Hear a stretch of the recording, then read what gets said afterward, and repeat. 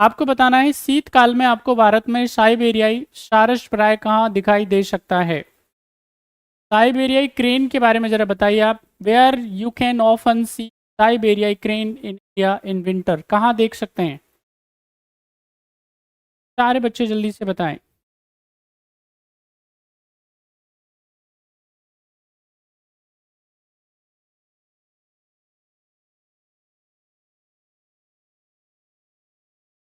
Question number आपकी screen पे है थर्ड, बताएं जल्दी से। What will be right answer of question number third?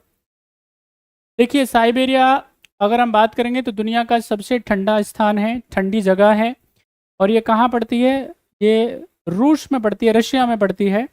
और यहाँ पे काफ़ी ठंड होती है, तो यहाँ पे सरवाइव करना बड़ा मुश्किल हो जाता है। और ऐसी स्थिति में क्या होता है, देखिए इधर यहाँ पे दिसंबर और जनवरी का ये बहुत ही आप कह सकते हो कि ठंडा ये महीने होते हैं। ऐसी स्थिति में यहाँ पे क्या होता है, ये जो साइबेरियाई क्रेन से ये आ जाते हैं ट्रैवल करके भारत में। और भारत में ट्रैवल करके जाते हैं ये कहाँ पे? केवलादेव घना पक्षी बिहार में, ठीक है कि नहीं? केवलादेव वर्ल्ड सेंचुरी में जाते हैं, कहाँ पे? ये भरतपुर में है, जहाँ से हम बिलोंग करते हैं। हमारा ये क्या है, होम डिस्ट्रिक्ट है भरतपुर। और वहाँ पे ये क्या है, केवलादेव घना पक्षी बिहार है।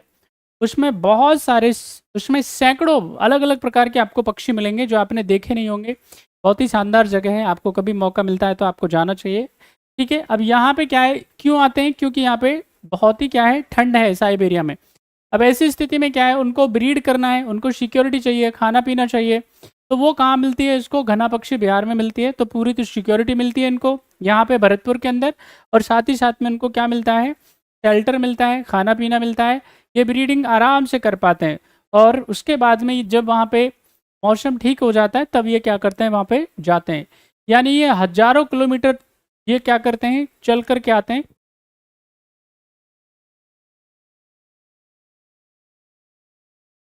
माफ़ कीजिए।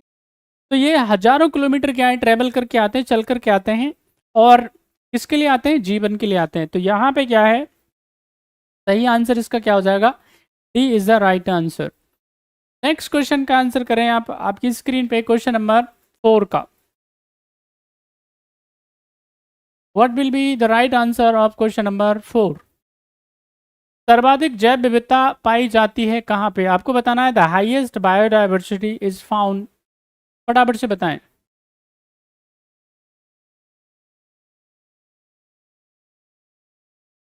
The highest biodiversity is found, फटाफट से बताएं कहाँ पे सबसे ज़्यादा जैव विविधता आपको मिलती है?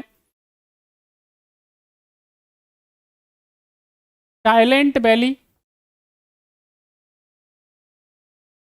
Silent valley, Kashmir valley, Surma valley और वैली ऑफ फ्लावर्स, क्या है सही आंसर? सर्वाधिक आपको बताना है जैव विविधता कहाँ पे पाई जाती है। द हाईएस्ट बायोडाइवर्सिटी बताना है आपको।